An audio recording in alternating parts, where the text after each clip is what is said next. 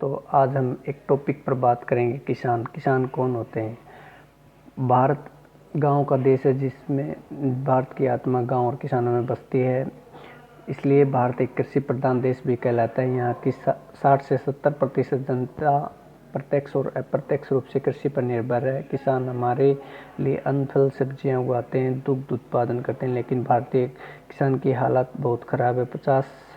स्वतंत्रता के 50 वर्ष पूरे होने के बावजूद वह गरीब, अशिक्षित और शक्तिहीन है। उसे कठोर परिश्रम करना पड़ता है और इसके अलावा उसके सदस्यों को भी उसके साथ साथ खेत खलिहान में दिन रात जुटकर काम करना पड़ता है। बड़ी मेहनत से वह अपना और अपने बाल बच्चों का पेट भर पाता है। अभी भी उसके पास वर्षों पुराने खेती के साधन हैं। ज़्यादातर खेती भारत में बैलों से की जाती है। उसे ज़्यादातर मानसून पर निर्भर रहना पड़ता है। अगर बारिश अच्छी हो जाए तो उसकी फसल अच्छी होगी। अगर बारिश अच्छी नहीं हुई तो गांव में सूखा पड़ जाता है।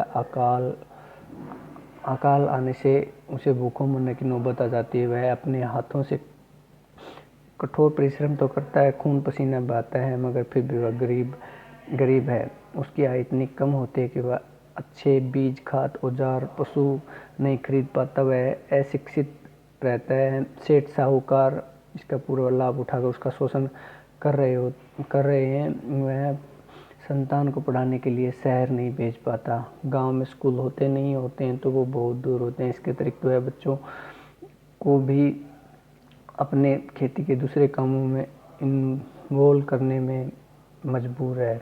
भारत सरकार ने किसानों की सहायता के लिए बहुत कदम उठाए हैं, मगर वह सब अपर्याप्त है। उन्हें कम ब्याज पर कर्ज देने की व्यवस्था की गई है, लेकिन वह बीज, खाद आदि क्रय नहीं कर पाता और यह पर्याप्त भी नहीं है। सच में उनके पास सहायता नहीं पहुंच पाती है। बिचौलिए बीच में ही हड़प लेते हैं। अशिक्षित होने के कारण उन्हें अपने अधिकारों के प्रति जागरूकता की बहुत कमी है। दूसरे लोग सरलता से उनके अधिकारों का हनन कर लेते हैं। उसे शिक्षित किया जाना बहुत आवश्यक है। इसके लिए प्राथमिक शिक्षा का मुफ्त व सर्वसुलभ होना अति आवश्यक है। हर गांव में स्कूल खोले जाने चाहिए। स्कूल में कर्मठ, ईमानदार और प्रशिक्षित अध्यापक लगाने चाहिए। किसानों को कुएं खुदवाने, तालाब आदि के लिए ऋण सुलभ होना चाहिए। वर्ष में बहुत समय में वह खाली रहता है, उसमें उसको कृषि संबंधित शिक्षा की व्यवस्था की जानी चाहिए। जब तक भारतीय किसान निर्धन और अशिक्षित रहेगा, जब तक देश तरक्की नहीं कर सकता।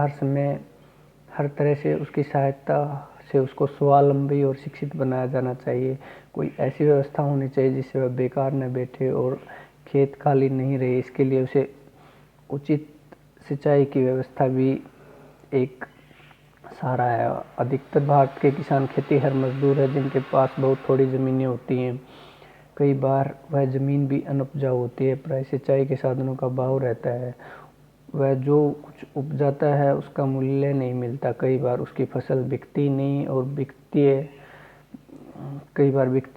और या पड़ी सड़ जाती है। हमारे स्वर्गीय लाल बहादुर शास्त्री जी ने जय जवान जय किसान का नारा दिया था। तो किसानों की दशा सुधारने के लिए अभी और प्रयत्न करने चाहिए। उनकी उन्नति विकास के से